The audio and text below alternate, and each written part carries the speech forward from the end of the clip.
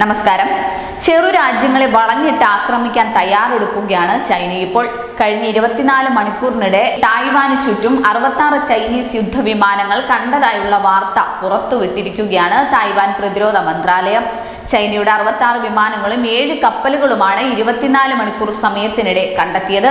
ഇതിൽ 56 വിമാനങ്ങൾ തായ്വാൻ കടലിടുക്കുമായി വേർതിരിക്കുന്ന സെൻസിറ്റീവ് മീഡിയൻ ലൈൻ മുറിച്ചു കടന്നു. തായ്വാന്റെ തെക്കേ അറ്റത്തായി 61 കിലോമീറ്റർ പരിധിക്കുള്ളിൽ വരെ ചില വിമാനങ്ങൾ എത്തിയിട്ടുണ്ടെന്നാണ് റിപ്പോർട്ടുകൾ വരുന്നത്.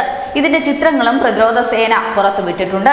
ഈ വർഷം ഇതാദ്യമായാണ് ഇത്രയധികം ചൈനീസ് വിമാനങ്ങളുടെ സാന്നിധ്യം കണ്ടെത്തുന്നത്. തങ്ങളുടെ അതിർത്തി മേഖലയ്ക്ക് ചുറ്റുമായി ചൈന അഭ്യാസ പ്രകടനങ്ങൾ നടത്തുകയാണെന്ന് പറഞ്ഞതിന് തൊട്ടടുത്ത ദിവസമാണ് തായ്വാനെ ചൈനീസ് വിമാനങ്ങൾ വളഞ്ഞത്. തായ്വാനിലെ അമേരിക്കയുടെ പുതിയ അംബാസഡർ കഴിഞ്ഞ ദിവസം തായ്വാൻ പ്രസിഡന്റ് ലായ് ചിങ്-തെയുമായി കൂടിക്കാഴ്ച നടത്തുകയും തായ്വാന് എല്ലാ രീതിയിലും പിന്തുണ പ്രഖ്യാപിക്കുകയും ചെയ്തിരുന്നു. ഇതിനോടുള്ള ചൈനയുടെ പ്രതികരണമെന്നാണ് വിദഗ്ധർ ഇതിനെ ചൂണ്ടിക്കാട്ടുന്നത്. തായ്വാൻ തങ്ങളുടെ കീഴിൽ വരുന്ന പ്രദേശമാണെന്നാണ് ചൈനയുടെ വാദം.